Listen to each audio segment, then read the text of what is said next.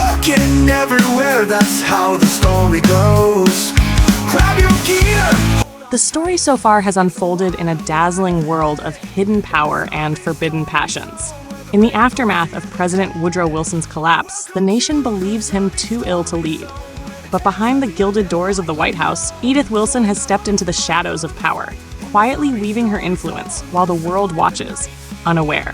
What began as whispers of romance and the shimmer of ballrooms has already shifted into something far more dangerous. Evelyn, the bold widow, has become the center of every glance. Alluring, daring, and more dangerous than anyone yet realizes. Her charm has turned to obsession, her laughter to a haunting edge, her beauty to something unnatural. Beatrice and Marian, caught between their loyalty and their desires, sense the changes, but glamour blinds them to the truth. By chapter 6, the facade of elegance has begun to rot. Strange hunger, secret games, and the first signs of horror have crept into the grand halls of Washington.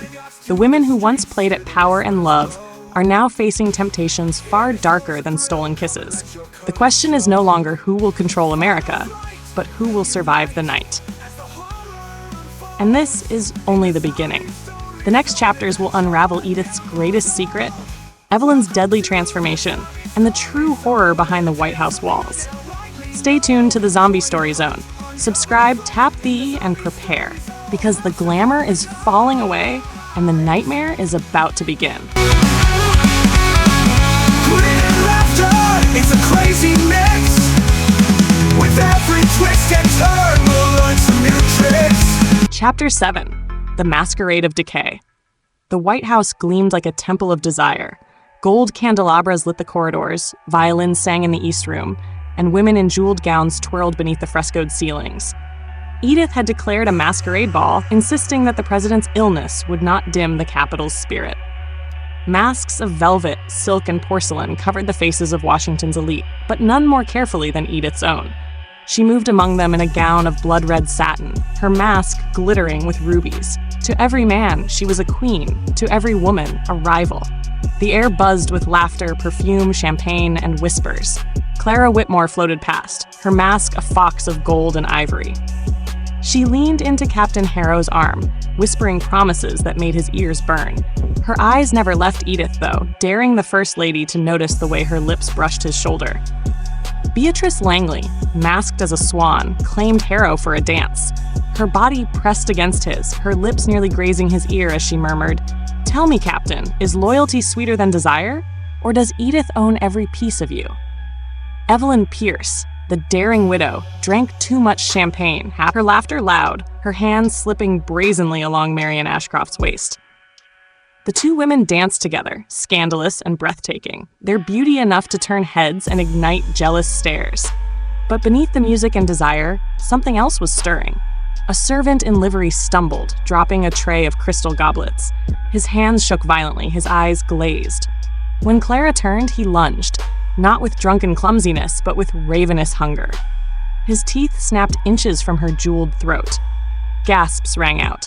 Harrow shoved Clara aside and slammed the man to the marble floor, his fist cracking against the servant's jaw. Blood spattered across the mask of a senator's wife. Guests screamed, some thinking it madness, others fearing plague. Edith swept forward like a storm, her voice slicing through the panic. "He is sick. Nothing more. Remove him, discreetly." Her gaze, sharp as a blade, pinned Harrow in place. No further disturbance tonight. The guards dragged the thrashing man away, his growls muffled by velvet curtains. Edith smoothed her gown, turned to the guests, and smiled as if nothing had happened. The music, maestro! Washington must never lose its rhythm. And so the violins began again, though hands trembled on champagne glasses and dancers whispered nervously behind their masks. Later that night, in the shadows of a locked corridor, Edith stood over the dying servant, his skin mottled, his veins black, his mouth foaming with hunger. Wilson, hidden in the chamber behind her, clawed at the door like an animal, his hunger gnawing through wood.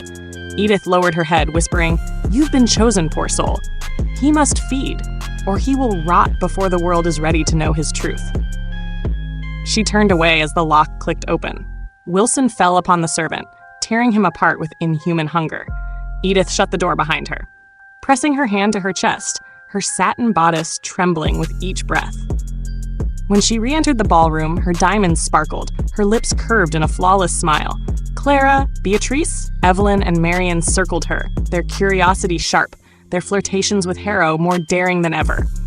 To them, Edith was untouchable, untarnished, the goddess of Washington. But Harrow, watching her glide across the floor, saw the flicker of something beneath the mask. A queen who ruled beauty by day and monsters by night. And somewhere deep in his chest, a dangerous thought began to bloom. What if the queen herself was becoming the greatest monster of them all? Next, in Chapter 8, I can bring the infection beyond the White House walls.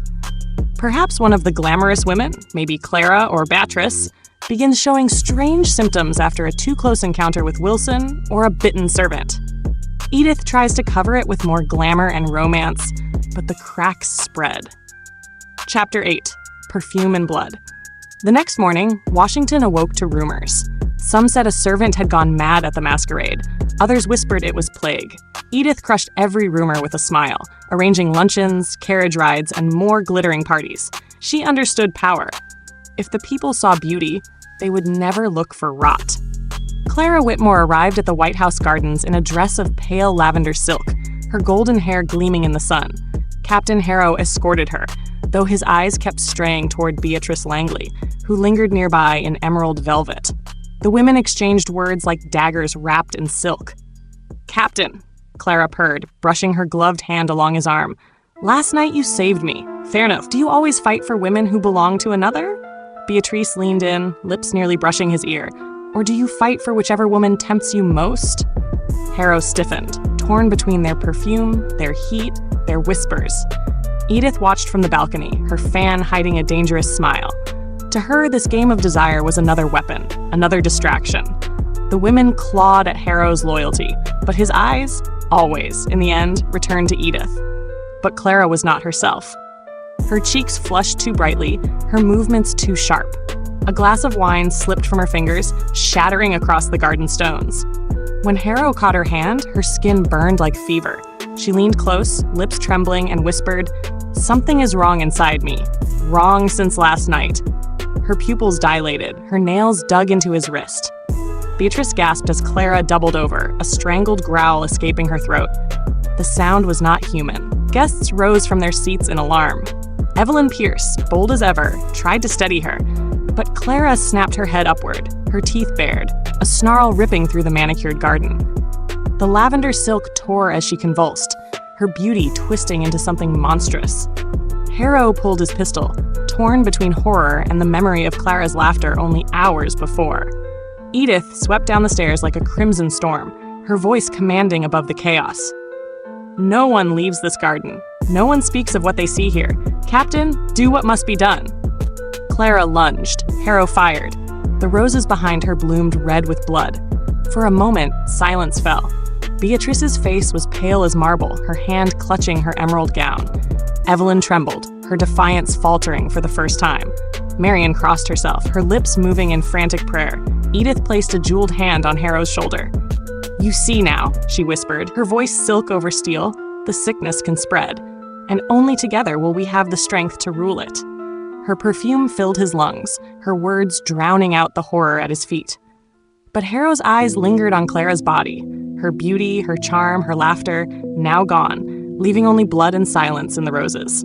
And deep inside, he wondered, if the infection had touched Clara, how long before it touched Beatrice, Evelyn, or Edith herself? Chapter 9 could now weave seduction and suspicion closer together. Beatrice or Evelyn, shaken by Clara's death, might turn their desire for Harrow into desperate pleas for protection, while Edith draws him deeper into her shadowy secret. Chapter 9, Velvet Hunger. The White House halls glowed with golden lamplight, hiding the blood that had been scrubbed from the garden stones. Edith held another banquet, determined to drown whispers with champagne and music. The chandeliers blazed, gowns shimmered, and the violins played as though nothing had happened. But beneath the surface, fear gnawed at every guest. Captain Harrow felt it in Beatrice's cool hand as she clung to him too tightly, her laughter a little too shrill. Marian carried her rosary beneath her gloves, lips whispering prayers between every sip of wine. And Evelyn, bold, laughing Evelyn, seemed brighter than ever, her beauty almost feverish, her movements carrying an electric energy. She leaned across Harrow during dinner, her lips brushing the rim of his glass as she purred, "You were magnificent in the garden, Captain. Such steady hands, such control." Her words lingered like perfume, but her eyes burned too brightly. When her fingers brushed his, he flinched. Her skin was warm, almost searing. Evelyn laughed at his unease, sliding closer, her jeweled necklace catching firelight. "You are too noble to admit it, but part of you thrilled to kill her. Don't deny it. Death is intoxicating, especially when it dances so close to desire." Later, when the music swelled and couples spun across the ballroom floor, Harrow found himself dancing with Evelyn. She moved like a flame, pressing against him, her lips near his ear. "I can feel it inside me," she whispered, her voice trembling between longing and madness. Something waking, something hungry. Her breath was hot against his neck. For a terrifying heartbeat, Harrow thought she might sink her teeth into his skin, not in a kiss, but in something darker. Beatrice, watching from across the ballroom, stiffened with jealousy. Marian dropped her wineglass, whispering Ave Maria with trembling lips. Edith alone smiled, her eyes gleaming from the head of the hall, as though Evelyn's transformation was another thread she had been weaving all along. When the music stopped, Evelyn's body trembled. Her pupils widened, her hands clenched into fists. She kissed Harrow's cheek, lips burning, and whispered, "When the hunger comes, will you still want me? Or will you put a bullet in me, like you did Clara?" And with that, she pulled away, her laughter echoing like broken crystal, leaving Harrow shaken, torn between desire and the dread that the infection had already begun to bloom inside her. Next chapter could push Evelyn's seduction horror arc further. Perhaps she secretly visits Harrow in his quarters at night, her charm and hunger blending until he can't tell where love ends and the monster begins. Chapter 10, Midnight Fever.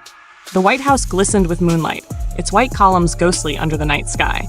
Inside, the revelry had ended, yet the corridors still pulsed with the echo of violins and laughter. Captain Harrow stood alone in his chamber, staring at the glass of brandy untouched on his desk. Sleep would not come. Not with Clara's death, nor with Evelyn's fever-bright eyes, haunting him more than any corpse could. The soft creak of the door broke his solitude. Evelyn entered without a word, her silhouette framed by the glow of the hall lamps. She wore a silken nightgown the color of ivory, its fabric clinging to her curves, the candlelight catching the jewels at her throat. She closed the door behind her, and the air thickened with the scent of roses and something sharper, something metallic. "Harrow," she whispered, her voice low, trembling with both boldness and fragility. "I couldn't sleep. The darkness presses too heavy. I needed," her eyes locked onto his, "company." He tried to protest, but his words faltered when she stepped closer. Her skin glowed with a fevered sheen, her pupils dilated, her breath shallow. Yet she was more beautiful than he had ever seen her. The sickness was making her radiant, dangerous, irresistible. Evelyn brushed her fingers across his jaw, the touch burning. "You look at me as though I frighten you," she teased, though her voice quivered. "Am I so terrible? Something is happening to you." Harrow murmured, catching her wrist. He felt her pulse racing, not with fear, but with hunger. Evelyn leaned into him, lips brushing his ear. "Yes, something inside me wants more than champagne, more than kisses. But tell me, Captain, if my hunger grows darker, will you still want me, or will you run?" Her words were silk and steel, seduction laced with dread. Harrow could smell her perfume, but beneath it was the faint copper tang of blood. Her lips trembled, as if fighting the urge to sink into his skin. For a heartbeat, he thought she might bite him. Instead, she kissed his mouth, hard and desperate, a kiss that tasted of wine and fever. His body betrayed him, answering her hunger with his own. Yet when she pulled away, her smile was twisted, almost feral. She lifted her hand to her own wrist, and in the flicker of candlelight, Harrow saw the faintest smear of red. Evelyn's lips parted, her tongue brushing over the wound in secret ecstasy before she caught herself and turned away. "Good night, Captain," she whispered, her voice low and trembling with something between lust and terror. She left as silently as she came, her laughter trailing faintly down the corridor. Bright, beautiful, and edged with madness. Harrow sank into his chair, shaken to his core.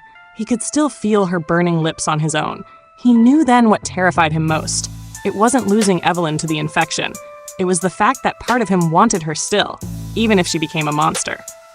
This sets Evelyn as a tragic, seductive danger. Love and horror fused so tightly, Harrow can't separate them. Chapter 11, The Widow's Game. The East Room glittered once more with chandeliers, their golden light spilling across gowns of velvet and silk. The president's illness had forced Edith to stage quieter gatherings, yet even in hushed tones, the White House pulsed with beauty and intrigue. Tonight, however, a different energy crackled in the air, the energy of Evelyn's presence. The widow entered in scarlet silk, her gown cut daringly low, jeweled pins blazing like fire in her black curls. Her fever-flushed cheeks only heightened her allure, making every gentleman's head turn and every lady's eyes narrow. Even Edith, the ever-composed First Lady, paused in her conversation as Evelyn glided into the hall with predatory grace. Captain Harrow, standing beside Beatrice and Marian, stiffened at once. He knew that glow, that fire in her eyes. It was no longer entirely human. "Captain," Evelyn purred as she approached, her voice rich as wine. "And his lovely companions. How blessed you both are to keep such a fine soldier close." Her gaze lingered on Marian's lips, then Beatrice's collarbone, with a hunger so sharp it made both women flush. "Evelyn," Harrow warned under his breath, but she ignored him, circling Beatrice with a smile too bright, too sharp. "Tell me, darling," Evelyn whispered, brushing Beatrice's hair back from her neck. "Do you ever wonder what it would be like if someone kissed you here?" Her fingertip traced the hollow of Beatrice's throat. Beatrice shivered, her cheeks aflame, her voice caught between scandal and desire. Then, Evelyn turned to Marian, leaning close enough that Marian could feel her breath. "And you, sweet girl, you hide your fire too well.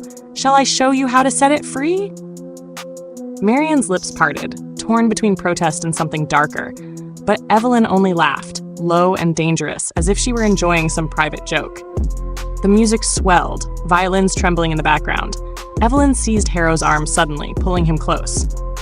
"Poor Captain," she murmured against his ear. "You try so hard to guard them, but what if they like the danger? What if they like me?" Her eyes burned with fever. Harrow could see it now, the infection consuming her. Her beauty was blinding, her charm intoxicating, but her laughter carried the chill of the grave. The ballroom seemed to close in, the guests oblivious to the quiet war unfolding in their midst. Beatrice and Marian stared at Evelyn, breathless, unsettled, yet unable to turn away. Evelyn tilted her head, eyes glinting like a predator's. "I wonder, Captain," she whispered, smiling at all three of them now. "Who will you save when I finally cannot help myself?" Her words hung in the air like poison wrapped in perfume. The violins trailed into silence. Harrow's pulse thundered. The women's cheeks flushed with confusion, fear, and forbidden thrill. And in that moment, all knew. The game was no longer flirtation. Evelyn was choosing her prey. This sets the stage for the grand finale. Evelyn half lover, half monster, Edith quietly pulling strings, and Harrow torn between saving love or destroying it. Chapter 12, The Last Masquerade. The White House ballroom glittered as though nothing were amiss. Music rose and fell, ladies laughed behind jeweled fans, and senators drank champagne as if history were not breaking beneath their feet. Edith Wilson stood at the top of the staircase, flawless in her midnight gown, her pearls gleaming cold as moonlight. She watched everything, but Evelyn was the true star of the night. Fever bright, dressed in ivory lace that clung to her curves, she moved like fire through the room. Guests whispered at her audacity. Too low, too revealing, too brazen for a widow. Yet no one dared turn away. Her laughter rippled like glass about to break. Beatrice clutched Marian's hand at the edge of the dance floor. "She's not herself anymore," Marian whispered, eyes wide. "She's dangerous," Beatrice breathed, shivering as Evelyn's gaze slid across the room and fixed on them with a predator's smile. Captain Harrow knew the truth. He had seen the pallor beneath Evelyn's rouge, the way her veins throbbed dark against her skin, the unnatural hunger in her eyes. He had seen her lips reddened not by wine, but by blood. When Evelyn approached, the violins seemed to stumble. She reached for Marian, pulling the girl into a dance, her hand pressing possessively against her waist. Marian flushed, half terrified, half enthralled. Beatrice tried to intervene, but Evelyn's other hand shot out, catching her wrist with inhuman strength. "Stay with me," Evelyn whispered to them both, her voice trembling with hunger. "Don't you see? The captain can't save you. Only I can keep you safe. Inside me." Harrow lunged forward, wrenching Evelyn back, his hand at her throat. Her laugh spilled out. Wild and broken, her teeth glinting sharp. The guests gasped, some screaming, others frozen, unsure if this was madness or some forbidden spectacle. "Evelyn," Harrow begged, "fight it, for God's sake." But her eyes were already gone, pupils swallowed in black hunger. With a scream that was both ecstasy and despair, Evelyn tore free, knocking over a candelabrum. Flames leapt across the velvet curtains, sending sparks raining down. Panic seized the room. Guests fled as fire spread. Evelyn stood in the blaze, her ivory gown glowing like molten bone, her beauty twisted with monstrous hunger. She turned to Harrow, Beatrice, and Marian one last time, and for a heartbeat, her eyes softened, human again. "I wanted love," she whispered. "Not this." Then the fire roared higher, engulfing her. She did not scream, only laughed one last broken laugh that turned to ash. The ballroom collapsed in flame and smoke. Harrow dragged Beatrice and Marian into the night air, coughing, choking, watching as the grand palace of glitter and secrets burned behind them. And at the edge of the garden, calm as marble, stood Edith Wilson. Not a hair out of place, her pearls gleaming. Her eyes locked with Harrow's, and in them he saw not grief, but victory. She raised a gloved hand, as though brushing ash from her gown, and turned away, her voice carrying over the crackle of fire. Order must be kept, even if love must burn. Harrow realized with sick clarity that Evelyn's infection had not been an accident. Edith had guided every step, hidden every truth, manipulated every desire. Evelyn was a pawn, sacrificed for Edith's greater game, to hold power, to control history, to keep her shadow throne intact. The White House burned, the crowd screamed, and Edith walked into the night untouched. The true mistress of America, and now the secret master of its darkest horrors. That closes the story in tragic Gothic horror. Evelyn consumed by flames, Edith revealed as the cold manipulator who let love be destroyed for power.